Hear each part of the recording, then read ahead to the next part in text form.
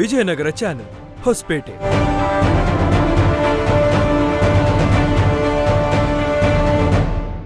ವಾರ್ತೆಗಳ ಪ್ರಾಯೋಜಕರು RJ silver palace, prince gold palace, Hosapete.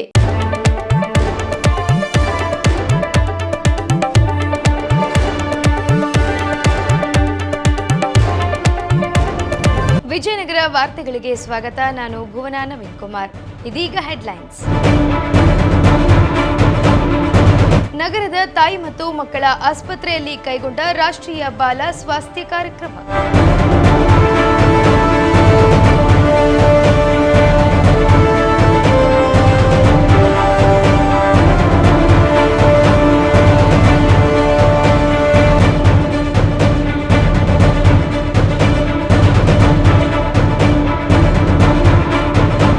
Vijayanagara ಜಿಲ್ಲೆಯನ್ನು ಬರಗಾಲ ಪೀಡಿತ ಪ್ರದೇಶವೆಂದು ಘೋಷಿಸುವಂತೆ ಆಗ್ರಹಿಸಿ ಪ್ರತಿಭಟನೆ ನಡೆಸಿದ ನಗರದ ಬಿಜೆಪಿ ಘಟಕ.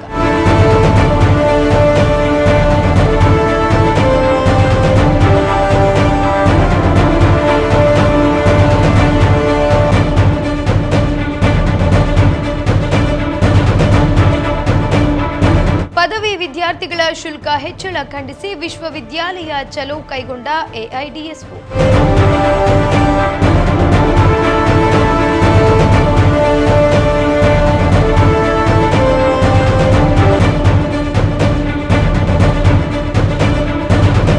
ಮಳೆ ಬೆಳೆ ಕುರಿತು ದೇವರಲ್ಲಿ ಮೊರೆ ಹೋದ ಕೂಡ್ಲಿಗಿಯ ಜನತೆ.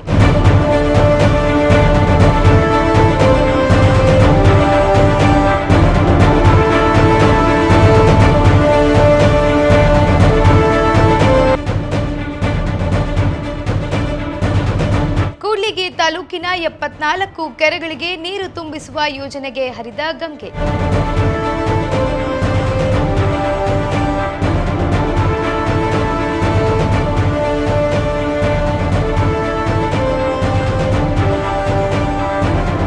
ಅಕ್ರಮವಾಗಿ ಕಾಡು ಹಂದಿ ಬೇಟೆಯಾಡಿದ 4 ಆರೋಪಿಗಳ ಬಂಧನ.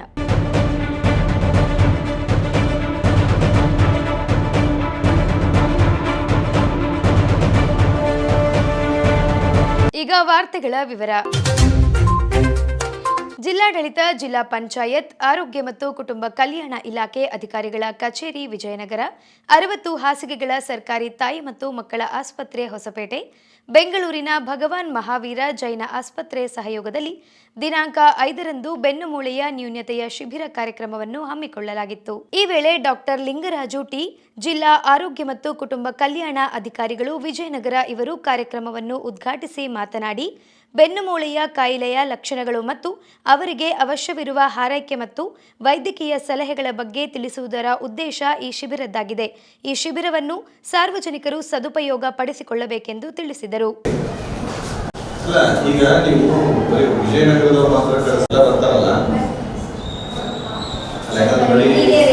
ಹಾಸ್ಪಿಟಲ್ ಮಾಡೋದು ಒಂದ್ಸರಿ ಒಂದು ರೊಟೇಷನ್ ಮಾಡ್ರಿ. ಈಗ ಅಲ್ಲಿ ಇಲ್ಲ ಒಂದು 15 ಕೇಸ್ ಇದ್ದು ಬಂದ್ರೆ 15 ಕೇಸ್ ಅಲ್ಲಿಂದ ಕರ್ಕೊಂಬರೋಕ್ಕೆ ನಿಮಗೂ ಕಷ್ಟ ಕರ್ಕೊಂಡ್ರೆ ಆರಾಮಾಗಿದ್ದಾರೆ. ಕೈ ಮೂಮೆಂಟು ತುಂಬ ಕಮ್ಮಿ ಇತ್ತು, ಇವಾಗ ಮೂಮೆಂಟ್ ಮಾಡ್ಕೊಂಡು ಚೆನ್ನಾಗಿದ್ದಾರೆ ಅಂತಾರೆ. ತುಂಬ ನಿಮ್ಮ ಸುತ್ತಮುತ್ತಲೇ ಭಾಳಷ್ಟು ಚೆನ್ನಾಗಿರ್ತಾರೆ. 98 to 99% ಸಕ್ಸಸ್ ರೇಟ್ ಇದೆ, ಭಾಳ ಚೆನ್ನಾಗಿ. ಅಲ್ಲಿ ನೋಡೋದು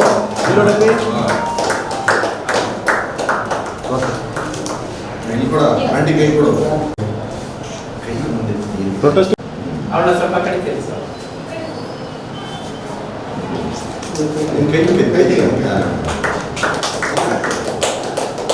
ರಾಷ್ಟ್ರೀಯ ಬಾಲ ಸ್ವಾಸ್ಥ್ಯ ಕಾರ್ಯಕ್ರಮ ಅಂತಂದು ಇದರಲ್ಲಿ ಹುಟ್ಟಿದಾಗಿನಿಂದ ಹಿಡಿದು 19 ವರ್ಷದ ಒಳಗಿರೋ ಮಕ್ಕಳಿಗೆ ಯಾವುದೇ ಥರದ ನ್ಯೂನ್ಯತೆ ಇದ್ರೂ ಅದು ಉಚಿತವಾಗಿ ಶಸ್ತ್ರಚಿಕಿತ್ಸೆ ಇರ್ಬೋದು, ಮೆಡಿಕಲ್ ಲೈನ್ ಇರ್ಬೋದು, ಅವನ್ನೆಲ್ಲ ಚಿಕಿತ್ಸೆ ನೀಡ್ತಾರೆ. ಈಗ ನಮ್ಮಲ್ಲಿ ನಮ್ಮ RBSK ಟೀಮ್ಸ್ ಏನು ಮಾಡ್ತಾರೆ, ವರ್ಷದಲ್ಲಿ 1 ಬಾರಿ ಎಲ್ಲ ಶಾಲೆಗಳನ್ನ ಮತ್ತು ಅಂಗನವಾಡಿ ಮಕ್ಕಳನ್ನ ಈ ವರ್ಷದಲ್ಲಿ 2 ಬಾರಿ ಚೆಕಪ್ ಮಾಡ್ತಾರೆ. ಆ ಚೆಕಪ್ ಮಾಡಿದಾಗ ಕಂಡು ಬಂದಂಥ ನ್ಯೂನ್ಯತೆಗಳು, ಹುಟ್ಟಿನ ನ್ಯೂನ್ಯತೆಗಳು ಇರ್ಬೋದು ಅಂಥವನ್ನ ಐಡೆಂಟಿಫೈ ಮಾಡಿಕೊಂಡು ಈ ಒಟ್ಟಾರೆ ಈ ಸಾಲಿನಲ್ಲಿ 13 ಕೇಸಸ್ ಇದ್ದಾವೆ. ಕೈಫೋಸಿಸ್ ಸ್ಕೋಲಿಯೋಸಿಸ್ ಅಂತಂದು ಅಂದರೆ ಈಗ ಬೆನ್ನು ಹುರಿ ಏನಿರ್ತೈತಲ್ಲ ಅದು ಸೊಟ್ಟ ಇರೋಂಥದ್ದು, ಗೂನು ಬೆನ್ನು ಅಂಥವು. ಇದನ್ನು ನಾವು ಹೊರಗಡೆ ಶಸ್ತ್ರಚಿಕಿತ್ಸೆ ಮಾಡಿಸ್ಬೇಕಂದ್ರೆ ಕನಿಷ್ಠ ಒಂದು 18 ರಿಂದ 20 ಲಕ್ಷದವರೆಗೆ ಆಗುತ್ತೆ. ಅದನ್ನ ಈಗ ನಮ್ಮ RBSK ಕಾರ್ಯಕ್ರಮದಿಂದ ಉಚಿತವಾಗಿ ಆಗ್ತಾ ಇದೆ. ಸೊ ಅದಕ್ಕೆ ಇದನ್ನು ಸಾರ್ವಜನಿಕರು ನೀವು ಅಷ್ಟೇ ಅಲ್ಲ, ನಿಮ್ಮ ಮನೆ ಸುತ್ತಮುತ್ತಲು ಯಾರಾದರೂ ಇಂಥ ಮಕ್ಕಳು ಏನಾದರೂ ಇದು ಇರ್ಬೋದು, ಆರ್ಟಿನ ತೊಂದರೆ ಇರ್ಬೋದು, ಇಲ್ಲ ಸೀಳು ತುಟಿ ಇರ್ಬೋದು, ಮುಖ ಅಂಗವಿಕಲ ಇರ್ತಾರೆ ಇರೋಂಥದ್ದು ಇರ್ಬೋದು, ಅಂಥವು ಯಾವ ಇದ್ರೂ ಕೂಡ ಮಕ್ಕಳಿಗೆ 0 ಇಂದ 19 ವರ್ಷದ ಮಕ್ಕಳಿಗೆ ಎಲ್ಲವೂ ಉಚಿತ ಶಸ್ತ್ರಚಿಕಿತ್ಸೆ ಇರ್ಬೋದು, ವೈದ್ಯಕೀಯ ಚಿಕಿತ್ಸೆ ಇರ್ಬೋದು, ಇದನ್ನಾಗುತ್ತೆ. ಸೊ ನೀವು ಇದ್ರ ಜೊತೆಗೆ ನಿಮ್ಮ ಮಕ್ಕಳನ್ನ ಆರೈಕೆ ಮಾಡಿಸೋದ್ರ ಜೊತೆಗೆ ಉಳಿದಿಲ್ಲ ಯಾವುದೇ ಮಕ್ಕಳು ಇದ್ದರೆ ಅದನ್ನು ಇಲ್ಲಿ ನಮ್ಮ ಆಫೀಸಿಗೆ ಕಳಿಸ್ಕೊಡ್ರಿ. ಇಲ್ಲ ನಿಮ್ಮ ತಾಲೂಕುಗಳಲ್ಲಿದೆ ತಾಲೂಕು ಆರೋಗ್ಯಾಧಿಕಾರಿಗಳಿರ್ತಾರೆ, RPSK ಟೀಮ್ ಅಂತ ಇರ್ತಾರೆ, ಅವ್ರಿಗೆ ತಿಳಿಸಿದ್ರೆ ಅದು ಉಚಿತ ಶಸ್ತ್ರಚಿಕಿತ್ಸೆ ಆಗುತ್ತೆ. ಈ ಸ್ಪೈನ್ ಡಿಫಾರ್ಮಿಟಿ ಅಂದರೆ ಬೆನ್ನುಮೂಳೆ ಡೊಂಕತನ ಏನಿದೆ ಅದ್ರ ಬಗ್ಗೆ ಒಬ್ಬೊಬ್ಬರಿಗೆ ನಮ್ಮ ಸುತ್ತಮುತ್ತ ಇರೋದ್ರಲ್ಲೇ ಭಾಳಷ್ಟು ಯೋಚನೆಗಳಿರುತ್ತೆ. ಏನು ಅಂತಂದರೆ ಮೂಳೆ ಬಲಿಯೋರ್ಗು ಅದಕ್ಕೆ ಆಪ್ರೇಷನ್ ಮಾಡೋದಾಗಿರೋದಿಲ್ಲ, ಮತ್ತು ಚಿಕ್ಕ ಮಕ್ಕಳಿಗೆ ಮಾಡಿದ್ರೆ ತೊಂದರೆ ಜಾಸ್ತಿ. ಇನ್ನು 100 ಜನ 100 ಥರ ಕತೆ ಹೇಳ್ತಾರೆ ಆ್ಯಕ್ಚುಲಿ ಹೇಳಬೇಕಂದ್ರೆ. ಬಟ್ ನಿಜಾಂಶ ಏನು ಅಂತಂದರೆ ಈ ಥರ ತೊಂದರೆಗಳು ನಾವು ಎಷ್ಟು ಚಿಕ್ಕ ವಯಸ್ಸಲ್ಲಿ ಆಪ್ರೇಷನ್ ಮಾಡ್ತೀವಿ ಅಷ್ಟು ಒಳ್ಳೆಯದಾಗ್ತಾ ಹೋಗುತ್ತೆ. ಮತ್ತು ಮಕ್ಕಳು ಮೂಳೆಗಳು ಇನ್ನೂ ಬಲ್ತಿರೋದಿಲ್ಲ, ಬಲ್ತಿದ್ದ ಮೂಳೆಗಳನ್ನ ಸೀದಾ ಮಾಡೋವಂಥದ್ದು ಭಾಳ ಸುಲಭ. ಸೊ ಮೂಳೆ ಬಲಿಬೇಕು ಅಂತೇಳಿ 18 ವರ್ಷದ ಮೇಲೆ ಬಂದರೆ ಅವಾಗಲೂ ಕೂಡ ಆಪ್ರೇಷನ್ ಮಾಡ್ತೀವಿ. ಬಟ್ ಏನಂದರೆ ಕಾಂಪ್ಲೆಕ್ಸಿಟಿ ಆಫ್ ದ ಸರ್ಜರಿ, ಮಗುವಿಗೆ ನೋವಿರ್ಬೋದು, ರಕ್ತಸ್ರಾವ, ಬ್ಲೀಡಿಂಗ್ ಆಗುವಂಥ ಚಾನ್ಸಸ್ಸು, ಆಮೇಲೆ ಕಾಂಪ್ಲಿಕೇಶನ್ಸ್ ಆಗುವಂಥ ಸಾಧ್ಯತೆಗಳು ತುಂಬ ಜಾಸ್ತಿ ಇರುತ್ತೆ. ಸೊ ನಿಮ್ಮ ಸುತ್ತಮುತ್ತ ಯಾರಾದರೂ ಕಂಡು ಬಂದಲ್ಲಿ ಎಷ್ಟು ಚಿಕ್ಕ ವಯಸ್ಸಲ್ಲಿ ಆಪ್ರೇಷನ್ ಮಾಡಿಸ್ತೀರ ಅಷ್ಟು ಒಳ್ಳೆಯದಾಗುತ್ತೆ. ಸೊ ಈ ಫೆಸಿಲಿಟೀಸ್ಗೆ ನಮ್ಮ ಆಸ್ಪತ್ರೆಯಲ್ಲಿ ಕಂಪ್ಲೀಟ್ ನಿಮಗೆ ಅಲ್ಲಿ ಬೆಂಗಳೂರಿಗೆ ಬರೋದಕ್ಕೇ ಎಷ್ಟೊಂದು ಜನ ಭಯ ಇರುತ್ತೆ ಆ್ಯಕ್ಚುಲಿ. ಬಟ್ ಅಲ್ಲಿಗೆ ಬಂದ ಮೇಲೆ ಎಕ್ಸ್ರೇ MRI ಪ್ರತಿಯೊಂದು ಕೂಡ ಫ್ರೀಯಾಗಿ ಮಾಡಿ ಚೆನ್ನಾಗಿ ನೋಡ್ಬಿಟ್ಟು ಕಳಿಸ್ಕೊಡ್ತೀವಿ. ಯಾರಾದರೂ ಬಂದರೆ ನೀವು ರೆಫರ್ ಮಾಡ್ಬೋದು. ಸೊ ನಾನು ಕಳೆದ ಬಾರಿ ಕೊಪ್ಪಳದಲ್ಲಿ ಕೆಲಸ ಮಾಡ್ತಿರ್ಬೇಕಾದ್ರೆ ನೋಡ್ತಾ ಇದ್ದೀನಿ. ಸೊ ಅಲ್ಲಿನೂ ಇದೇ ರೀತಿಯ ಕ್ಯಾಂಪ್ಗಳನ್ನು, ಅಂದರೆ ಇವರು ಸ್ಟೇಟ್ MOU ಮಾಡ್ಕೊಂಡಿದ್ದಾರೆ, ಇವರೇನು MOU ಮಾಡ್ಕೊಂಡಿದ್ದಾರೆ ಗೊತ್ತಿಲ್ಲ. ಅದಕ್ಕಿಂತ ಪೂರ್ವದಲ್ಲಿ ಮಹಾವೀರ್ ಜೈನ್ ಆಸ್ಪತ್ರೆಯವರು ವರ್ಷದಲ್ಲಿ 100 ಮಕ್ಕಳಿಗೆ ಉಚಿತವಾಗಿ ಚಿಕಿತ್ಸೆ ಕೊಡಬೇಕು ಅಂತ ಹೇಳಿ ಅವರು ನಿರ್ಧಾರ ಮಾಡಿದರು. ಸೊ ಅದರಂತೆ ಮಕ್ಕಳ ಸಂಖ್ಯೆ ಜಾಸ್ತಿ ಆದಂಗೆಲ್ಲ ಅವ್ರಿಗೂ ನೋಡಿ ಜಾಸ್ತಿ ಆಯಿತು. ಈ ಬಾರಿ ಕನಿಷ್ಠ 250 ಮಕ್ಕಳಿಗೆ ಮಾಡಬೇಕು ಅಂತ ಗುರಿಯನ್ನು ಇಟ್ಕೊಂಡಿದ್ದಾರೆ. ಸೊ ನಿಮಗೆ ಗೊತ್ತಿದೆ ಈ ಸರ್ಜರಿ ಕಾಸ್ಟ್ ಎಷ್ಟಾಗುತ್ತೆ ಅಂತ ಇವರಾಗಲೇ ಹೇಳಿದ್ರು, 15 ರಿಂದ 20 ಲಕ್ಷ ರೂಪಾಯಿ. ನಾನು ಆವರೇಜ್ 18 ಲಕ್ಷ ರೂಪಾಯಿ ಖರ್ಚಾಗುತ್ತೆ. ಹಣದ್ದು ತೊಂದರೆ ನಿಮ್ಮ ಭಾಗ ಇರುತ್ತೆ. ಬಟ್ ಆದರೆ ಪುಟ್ಟಲೇ ಮಕ್ಕಳಿಗೆ ಈ ಥರ ಏನಾದರೂ ದೋಷಗಳಿತ್ತು ಅಂತಂದರೆ ಹೇಳಿದ್ರು, ರಾಷ್ಟ್ರೀಯ ಬಾಲ ಸ್ವಾಸ್ಥ್ಯ ಕಾರ್ಯಕ್ರಮದಡಿಯಲ್ಲಿ ಹುಟ್ಟು ನ್ಯೂನತೆಗಳಿರ್ತಕ್ಕಂಥ ಮಕ್ಕಳಿಗೆ ಚಿಕಿತ್ಸೆನ ಕೊಡ್ಬೋದು ಅಂತ ಹೇಳಿ. ಸೊ ಆ ನಿಟ್ಟಿನಲ್ಲಿ ನಮ್ಮಲ್ಲಿ ಒಂದು 29 ಜನಗಳು ಮಾಡಿದ್ರು. ಈ ವಿಜಯನಗರ ಜಿಲ್ಲೆಯಲ್ಲಿ 13 ಜನಗಳಿಗೆ ಈಗಾಗಲೇ ಮಕ್ಕಳಿಗೆ ಸರ್ಜರಿ ಮಾಡಿದ್ದಾರೆ. ಸೊ ನಮಗೆ ಮೌಟಿಗಳು ಜಾಸ್ತಿ, ಬಿಡಪ್ಪ ಈ ವಯಸ್ಸಿನಲ್ಲಿ ಮಾಡ್ಬೋದು. ಈಗ ಹೇಳಿದ್ರಲ್ಲ, ಚಿಕ್ಕ ಮಕ್ಕಳಿಗೆ ಮಾಡಿದ್ರೆ ತೊಂದರೆ ಆಗುತ್ತೆ, ದೊಡ್ಡವರಾದಾಗ ಮಾಡೋದು ಮದುವೆ ಒಂದೇ 21 ವರ್ಷ ಆಗೋರು ಕಾಯಿದೆ. ಬಟ್ ಇವು ಏನಿದಾವಲ್ಲ, ಆರಂಭದ ಹಂತದಲ್ಲಿ ಚಿಕಿತ್ಸೆಯನ್ನು ಪಡೆದಾಗ ಅದು ಏನಾಗುತ್ತೆ, ಗುಣಮುಖ ಹೊಂದಲಿಕ್ಕೂ ಅನುಕೂಲ ಆಗುತ್ತೆ. ಹಿಂದೆ ಎಳುವಲ್ಲ, ನೀವು ಯಾವ್ದಾದ್ರು ನೋಡ್ರಿ, ಕೂಡ್ಬೇಕಂತಂದ್ರೆ ಈ ನೆನ್ಕೊಡೋಕ್ಕೂ ಕೂಡಂಗಿಲ್ಲ, ಮಾಲಿನ್ಯ ಅಂತ ಹೇಳ್ತೀವಿ. ಇವು ಯಾವುದೂ ತೊಂದರೆ ಇಲ್ಲದಂಗೆ ಮಕ್ಕಳಿಗೆ ಬೇಗ ವಾಸಿ ಆಗುತ್ತೆ. ಸೊ ಆ ನಿಟ್ಟಿನಲ್ಲಿ ಈಗ ನಾನು ಈಗ RPSK ತಂಡದವರಿಗೆ ಮತ್ತು ನಮ್ಮ RCH ಅಧಿಕಾರಿಗಳಿಗೆ ಕೇಳ್ಕೊಂಡಿರೋದು, ನೀವು ಎಲ್ಲೆಲ್ಲಿಂದ ಬಂದಿರಿ? ಎಲ್ಲ ವಿಜಯನಗರ ಹೊಸಪೇಟೆ ಅವರಲ್ಲ, ಎಲ್ಲ ಹೊಸಪೇಟೆ. ಹಾಂ, ಕೂಡ್ಲಿಗಿಂದ ಯಾವ ನಿಮ್ಮದು? ಸೊ ಅದಕ್ಕೆ ಬರೀ ವಿಜಯನಗರ ಹೆಡ್ ಕ್ವಾರ್ಟರ್ ಜಿಲ್ಲಾ ಕೇಂದ್ರದಲ್ಲಿ ಮಾಡೋ ಬದಲು ಸಾಧ್ಯವಾದಷ್ಟು ಒಂದೊಂದು ಸಾರಿ ತಾಲೂಕು ಕೇಂದ್ರದಲ್ಲಿ ಮಾಡಿದ್ರೆ, ಈಗ ಹರಪನಹಳ್ಳಿ ಆಯಿತು, ಹಡಗಲಿಯಿಂದ ಇಲ್ಲಿಗೆ ಬರಲಿಕ್ಕೆ ಅಲ್ಲಿ ಮಕ್ಕಳು ಎಷ್ಟಿರ್ತಾರೆ ನೋಡ್ಕೊಳ್ಳಿ, ಒಂದೊಂದು ಕ್ಯಾಂಪನ್ನು ಅಲ್ಲಿ ಮಾಡಿದರೆ ಆ ಭಾಗದ ಜನಗಳು ಇಲ್ಲಿಗೆ ಬರಲಿಕ್ಕೆ ತೊಂದರೆಯನ್ನು ತರಿಸ್ಕೊಡ್ಬೋದು. ವಿಜಯನಗರ ಜಿಲ್ಲೆಯನ್ನು ಬರಗಾಲ ಪೀಡಿತ ಪ್ರದೇಶವೆಂದು ಘೋಷಿಸಿ ರೈತರಿಗೆ ಪರಿಹಾರವನ್ನು ನೀಡಬೇಕೆಂದು ಹೊಸಪೇಟೆ ನಗರದ ಬಿಜೆಪಿ ಘಟಕವು ಪ್ರತಿಭಟನೆಯನ್ನು ಕೈಗೊಂಡಿತ್ತು. ವಿಜಯನಗರ ಜಿಲ್ಲೆಯಲ್ಲಿ ಮುಂಗಾರು ಮಳೆಯು ತೀವ್ರ ಕೈಕೊಟ್ಟ ಹಿನ್ನೆಲೆಯಲ್ಲಿ ಭೀಕರ ಬರಗಾಲದ ಪರಿಸ್ಥಿತಿ ನಿರ್ಮಾಣವಾಗಿದೆ. ರಾಜ್ಯಾದ್ಯಂತ ಮಾನ್ಸೂನ್ ವೈಫಲ್ಯವಾಗಿದ್ದು ರಾಜ್ಯಕ್ಕೆ 41% ಮಳೆ ಕೊರತೆಯಾಗಿದೆ. ರೈತರು ಬಿತ್ತನೆ ಮಾಡಿದ ಬೆಳೆಗಳು ಒಣಗಿವೆ. ರೈತರಿಗೆ ಭಾರೀ ನಷ್ಟ ಉಂಟಾಗಿದೆ. ಜನಸಾಮಾನ್ಯರಿಗೆ ಮತ್ತು ಜಾನುವಾರುಗಳಿಗೆ ನೀರಿನ ಅಭಾವ ಕಂಡು ಬಂದಿದೆ. ಉದ್ಯೋಗ ಹುಡುಕಿ ರೈತರು ಹಾಗೂ ಕೂಲಿ ಕಾರ್ಮಿಕರು ವಲಸೆ ಹೋಗುತ್ತಿದ್ದಾರೆಂದು ಪ್ರತಿಭಟನೆಯಲ್ಲಿ ತಿಳಿಸಲಾಗಿದೆ.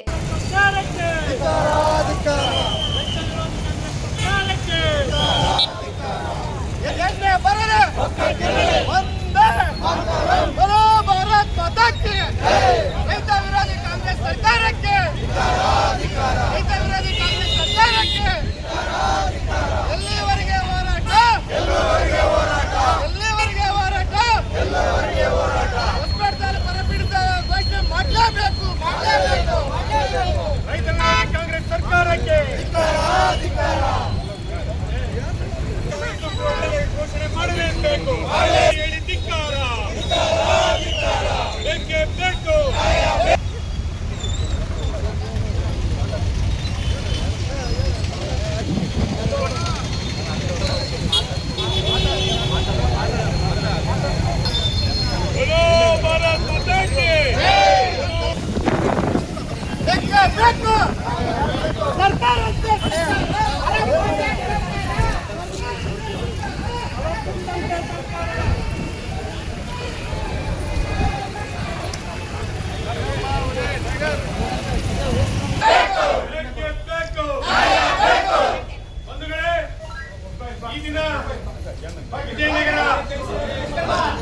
ಹೊಸಪೇಟೆ ಮಂಡಲದ ವತಿಯಿಂದ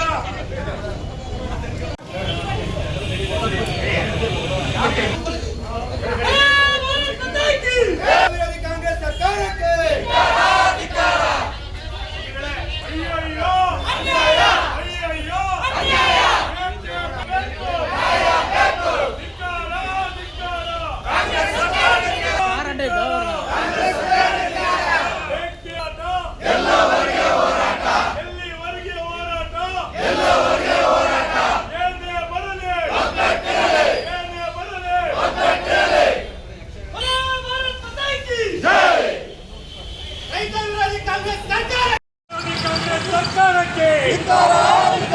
ರೈತರನ್ನು ವಂಚಿಸತಕ್ಕಂಥ ಕಾಂಗ್ರೆಸ್ ಸರ್ಕಾರಕ್ಕೆ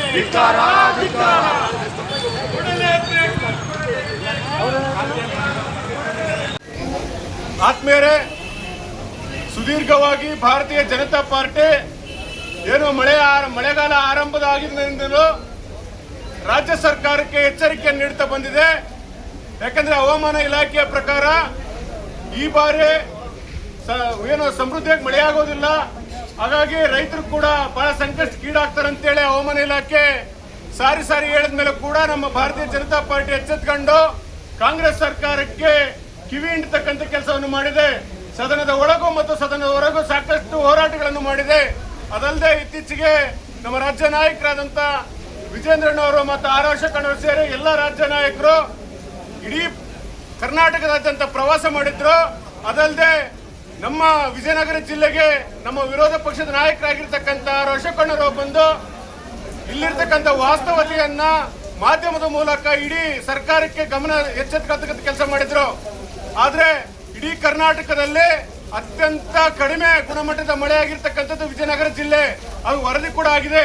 ಆದ್ರೆ ಇಂತಹ ಸಂದಿಗ್ಧ ಪರಿಸ್ಥಿತಿಯಲ್ಲೂ ಕೂಡ ಯಾವುದೇ ಒಬ್ಬ ರಾಜ್ಯ ಸರ್ಕಾರದ ಮಿನಿಸ್ಟರ್ಗಳಾಗಿರ್ಲಿ ಅಥವಾ ಮಂತ್ರಿಗಳಾಗಿರ್ಲಿ ಅಥವಾ ಸಿಎಂ ಆಗಿರ್ಲಿ ಅಧಿಕಾರಿಗಳಾಗಿರ್ಲಿ ಇಲ್ಲಿವರೆಗೂ ಕೂಡ ಇಲ್ಲಿನ ರೈತರನ್ನ ಮಾತಾಡ್ತಕ್ಕಂಥ ಕೆಲಸವನ್ನು ಮಾಡಿಲ್ಲ.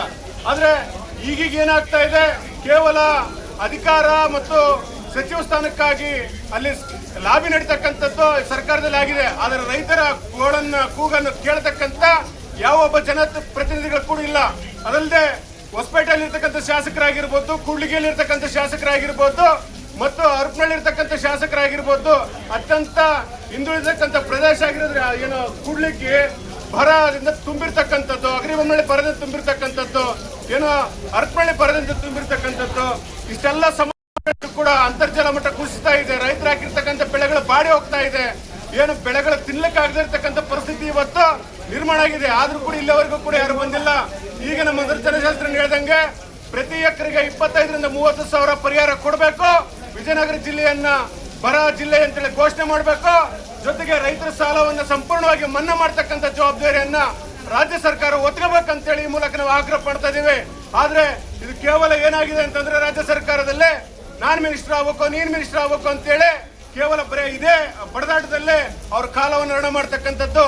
ಈಗ ಆಲ್ರೆಡಿ ನೋಡಿ, ಇತ್ತಿತ್ತಲಾಗ ಪೂರ್ತಿ ಸುಮಾರು 3 ರಿಂದ 4 ತಿಂಗಳ ಮಳೆ ಕಂಪ್ಲೀಟ್ ಹೋಗಿ ಎಲ್ಲಾ ಬೆಳೆಗಳು ಕಂಪ್ಲೀಟ್ಲಿ ಹಾಳಾಗಿದ್ದಾವೆ. ಆದ್ರೆ ಈಗ ಮಳೆ ಬರ್ತಾ ಇದೆ. ಈಗ ಮಳೆ ಬರ್ತಕ್ಕಂಥದ್ದು ಒಳ್ಳೇದಕ್ಕಲ್ಲ, ಈಗ ಬೆಳೆದಿರ್ತಕ್ಕಂಥ ಬೆಳೆಗಳನ್ನು ಕೂಡ ನಾಶ ಮಾಡ್ತಕ್ಕಂಥ ಕೆಲಸವನ್ನು ಮಾಡ್ತಾ ಇದೆ.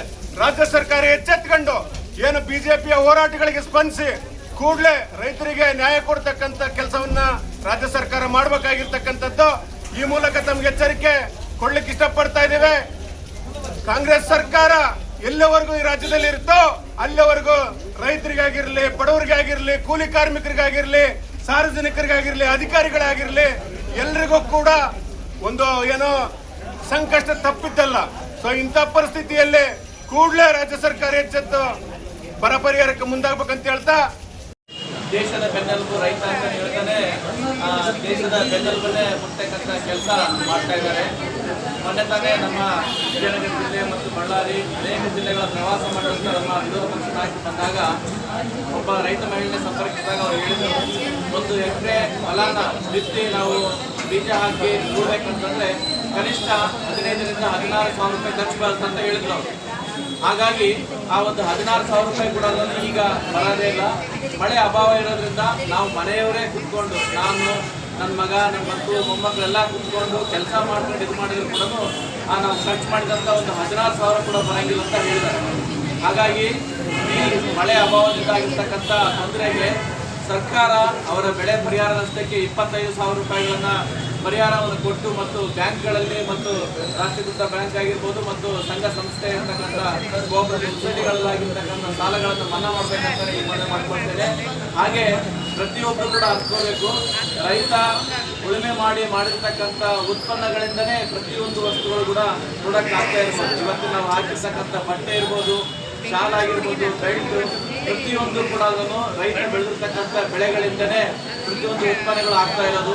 ಹಾಗಾಗಿ ಇದನ್ನು ಅರ್ಥಕೊಂಡು ಸರ್ಕಾರ ಕೂಡಲೇ ತಮ್ಮ ಒಂದು ಸ್ಥಾನಮಾನಗಳ ಬರೀ ಅವ್ರು ಏನು ಮಾಡ್ತಿದ್ದಾರೆ ಅಂತಂದ್ರೆ ನಾನು ಮಿನಿಸ್ಟರ್ ಆಗಬೇಕು, ನನಗೆ ಈ ಅಧಿಕಾರ ಬೇಕನ್ನೋದನ್ನ ದಾವನ ಬಿಟ್ಟು ರೈತರ ಕಡೆ ಒಂದು ಸ್ವಲ್ಪ ಗಮನ ಕೊಟ್ಟು ರೈತರ ಸಾಲವನ್ನು ಮನ್ನಾ ಮಾಡಿ ಮತ್ತು ಅವರಿಗೆ ಒಂದು ಪರಿಹಾರ ರೂಪದಲ್ಲಿ 25,000 ರೂಪಾಯಿ ಕೊಡಬೇಕಂತೇಳಿ ಕೇಳ್ಕೊಳ್ಳೋಣ. ನನ್ನ ಮಾತುಗಳನ್ನು ಮುಗಿಸ್ತೇನೆ. ಧನ್ಯವಾದ. ಬಳ್ಳಾರಿಯ ವಿಜಯನಗರ ಶ್ರೀ ಕೃಷ್ಣದೇವರಾಯ ವಿಶ್ವವಿದ್ಯಾಲಯದ ಕೆಳಗೆ ಬರುವ ಪದವಿ ಕಾಲೇಜುಗಳ ಶುಲ್ಕವನ್ನು ಹೆಚ್ಚಳ ಮಾಡಲಾಗಿದ್ದು, ನಗರದ ಎಐಡಿಎಸ್ಒ ಇದನ್ನು ಖಂಡಿಸಿ ವಿಶ್ವವಿದ್ಯಾಲಯ ಚಲೋ ನಡೆಸಿದೆ. ಎಐಡಿಎಸ್ಒ ಸಂಘಟನೆ ಹಾಗೂ ವಿದ್ಯಾರ್ಥಿಗಳ ಹೋರಾಟಕ್ಕೆ ಮಣಿದು ವಿಜಯನಗರ ಶ್ರೀ ಕೃಷ್ಣದೇವರಾಯ ವಿಶ್ವವಿದ್ಯಾಲಯದ ಮಾನ್ಯ ಕುಲಪತಿಗಳು ಮುನಿರಾಜುರವರು 1,100 ರೂಪಾಯಿ ಶುಲ್ಕ ಕಡಿಮೆ ಮಾಡಲಾಗುತ್ತದೆ ಮತ್ತು ಈಗಾಗಲೇ ವಿದ್ಯಾರ್ಥಿಗಳು ಪಾವತಿಸಿದ ಹೆಚ್ಚಿನ ಶುಲ್ಕ ವಿದ್ಯಾರ್ಥಿಗಳಿಗೆ ಮರುಪಾವತಿಸಲಾಗುತ್ತದೆ ಎಂದು ತಿಳಿಸಿದರು.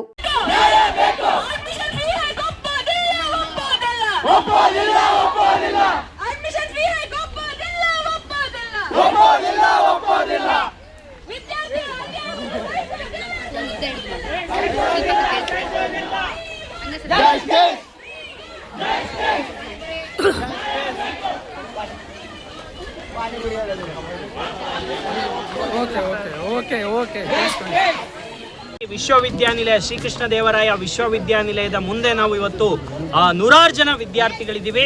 ಬೇರೆ ಬೇರೆ ಡಿಗ್ರಿ ಕಾಲೇಜ್ಗಳಿಂದ, ತಾಲೂಕು ಪ್ಲೇಸ್ಗಳಿಂದ ಇವತ್ತು ಬಂದಿದ್ದಾರೆ. ಯಾಕೆ ಅಂತ ಹೇಳಿದ್ರೆ ಇವತ್ತು ಬರಗಾಲ ಅಂತ ಸಮಯದಲ್ಲಿ ಇವತ್ತು ವಿಶ್ವವಿದ್ಯಾನಿಲಯ 100% ಫೀಸ್ ಹೈಕ್ ಮಾಡಿದ್ರು. ಅಂದ್ರೆ 1,100 ರೂಪಾಯಿ ಪ್ರವೇಶಾತಿ ಶುಲ್ಕವನ್ನ 2,200 ರೂಪಾಯಿ ಮಾಡಿದ್ರು. ಅಷ್ಟೇ ಒಟ್ಟಾರೆ 1,300 ರೂಪಾಯಿ ಜಾಸ್ತಿ ಮಾಡಿದ್ರು. ಇದು ಕಡಿಮೆ ಆಗಬೇಕು. ಇವತ್ತು ಬಡವ್ರ ಮಕ್ಕಳು, ರೈತರ ಮಕ್ಕಳು, ಕಾರ್ಮಿಕರ ಮಕ್ಕಳು ನಾವು ಓದ್ತಾ ಇದ್ದೀವಿ. ಹಾಗಾಗಿ ಕಡಿಮೆ ಆಗಬೇಕು ಅಂತೇಳಿ AIDSO all India democratic student organisation ವತಿಯಿಂದ ದೊಡ್ಡ ಮಟ್ಟದಲ್ಲಿ ವಿಶ್ವವಿದ್ಯಾನಿಲಯ ಚಲೋ ಕಾರ್ಯಕ್ರಮಕ್ಕೆ ಇವತ್ತು ನಾವು ಕರೆ ಕೊಟ್ಟಿದ್ವಿ. 100 ಜನ ವಿದ್ಯಾರ್ಥಿಗಳು ಬಂದು ಹೋರಾಟ ಮಾಡಿದ್ವಿ. ಈಗ ವಿಶ್ವವಿದ್ಯಾನಿಲಯದ ಕುಲಪತಿಗಳು ಬಂದು ಇವತ್ತು ನಾವು ಫೀಸನ್ನು ಕಡಿಮೆ ಮಾಡ್ತೀವಿ, 1 ರೂಪಾಯಿನೂ ಕೂಡ ಜಾಸ್ತಿ ಮಾಡಲ್ಲ, ಪೂರ್ತಿ ವಾಪಸ್ ತಗೋತೀವಿ ಅಂತ ಹೇಳಿ ನಮಗೆ ಹೇಳ್ಬಿಟ್ಟು ಹೋಗಿದ್ದಾರೆ. ಇದು ಒಂದು ವಿದ್ಯಾರ್ಥಿಗಳ ಹೋರಾಟಕ್ಕೆ ಸಂದ ಜಯ ಅಂತ ಹೇಳಕ್ ಇಷ್ಟಪಡ್ತೀನಿ ಸರ್. ಜಿಲ್ಲೆಯಲ್ಲಿ ಮಳೆಯಾಗಿ ಎಲ್ಲರಿಗೂ ಒಳಿತಾಗಲೆಂದು ದೇವರ ಮೊರೆ ಹೋಗಿ ಕೂಡ್ಲಿಗಿ ತಾಲೂಕಿನ ನಾನಾ ಕಡೆ ಹಳ್ಳಿ ಪದ್ಧತಿಯಲ್ಲಿ ಹೋಳಿಗೆಮ್ಮ ಹಬ್ಬ ಆಚರಣೆಯನ್ನು ನಡೆಸಲಾಯಿತು.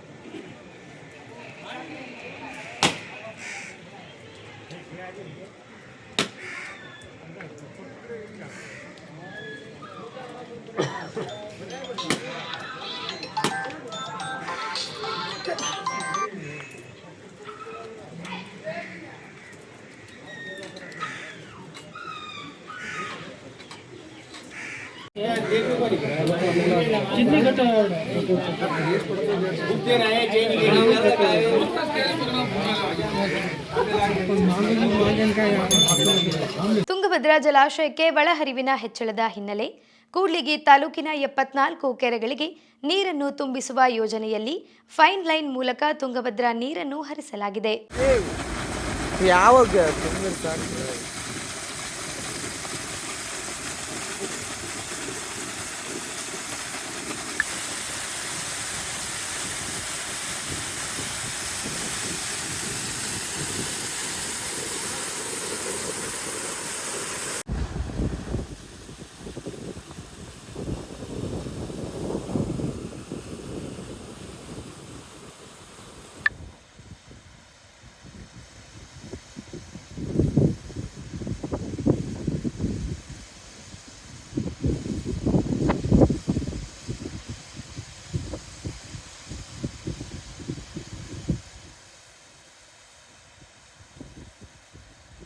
ವಿಜಯನಗರ ಜಿಲ್ಲೆಯ ಹಗರಿಬೊಮ್ಮನಹಳ್ಳಿ ತಾಲೂಕಿನ ಮಾಗಿಮಾವಿನಹಳ್ಳಿ ಗ್ರಾಮದ ಚಿಕ್ಕಕೆರೆ ಬಳಿ ಅಕ್ರಮವಾಗಿ ಕಾಡು ಹಂದಿಯನ್ನು ಬೇಟೆಯಾಡಿದ ಆರೋಪಿಗಳನ್ನು ಬಂಧಿಸಲಾಗಿದೆ.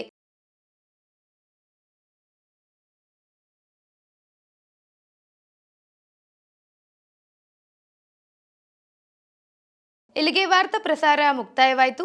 ಮತ್ತೆ ಮುಂದಿನ ವಾರ್ತಾ ಪ್ರಸಾರದಲ್ಲಿ ಭೇಟಿಯಾಗೋಣ. ನಿರಂತರ ಅಪ್ಡೇಟ್ಸ್ಗಾಗಿ Vijayanagara channel Hosapete YouTube channel ಅನ್ನು ಸಬ್ಸ್ಕ್ರೈಬ್ ಮಾಡಿ.